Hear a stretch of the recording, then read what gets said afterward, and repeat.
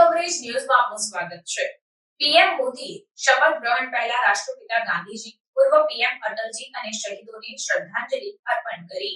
લોકસભા ચૂંટણી 2024માં સ્પષ્ટ બહુમતી મેળવ્યા બાદ એનડીએ ગઠબંધન સરકાર બનાવવા માટે તૈયાર છે। નરેન્દ્ર મોદીને ગઠબંધનના નેતા તરીકે પસંદ કરવામાં આવ્યા છે અને તેઓ રવિવારે સાંજે 7:15 વડાપ્રધાન તરીકે શપથ લેશે અને તેમની સાથે અન્ય 18 સાંસદો પણ મંત્રી તરીકે શપથ લઈ શકશે। 7 કેબિનેટ અને બાકીના 11 સ્વતંત્ર પ્રભારી અને રાજ્યમંત્રી તરીકે શપથ લઈ શકે છે। જો કે તેની સત્તાવાર માહિતી આપવામાં આવી નથી।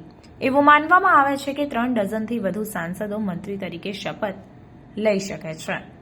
ત્યારે ત્રીજી વખત શપથ ગ્રહણ પહેલા પીએમ મોદી વહેલી સવારે રાજઘાટ પહોંચ્યા હતા અને રાષ્ટ્રપિતા મહાત્મા ગાંધીને શ્રદ્ધાંજલિ આપી હતી।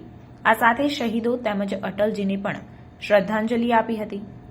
નરેન્દ્ર મોદી શપથ લેતા પહેલા રાજઘાટ પહોંચ્યા હતા, જ્યાં તેમણે રાષ્ટ્રપિતા મહાત્મા ગાંધીને શ્રદ્ધાંજલિ આપી હતી। બાપુને શ્રદ્ધાંજલિ અર્પણ કર્યા બાદ મોદી અટલજીની સમાધિ પર જઈને તેઓને નમન કરવા પહોંચ્યા હતા। ત્યારબાદ વોર મેમોરિયલ પર ગયા હતા। નરેન્દ્ર મોદી આજે ત્રીજી વખત પીએમ પદના શપથ લેશે।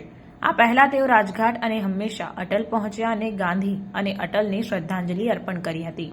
રાજઘાટ અને હંમેશા અટલ પછી નરેન્દ્ર મોદી યુદ્ધ સ્મારક પહોંચ્યા, જ્યાં તેમણે શહીદોને શ્રદ્ધાંજલિ અર્પણ કરી। આ દરમિયાન મોદી સાથે રાજનાથસિંહ પણ હાજર હતા।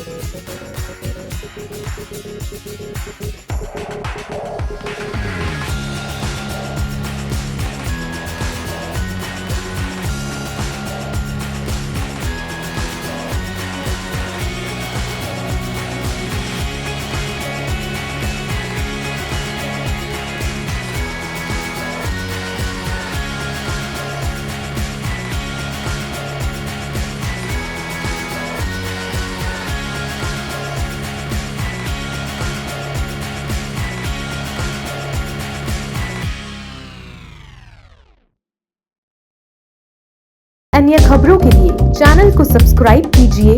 खबरों का नोटिफिकेशन पाने के लिए बेल आइकॉन को जरूर दबाएं।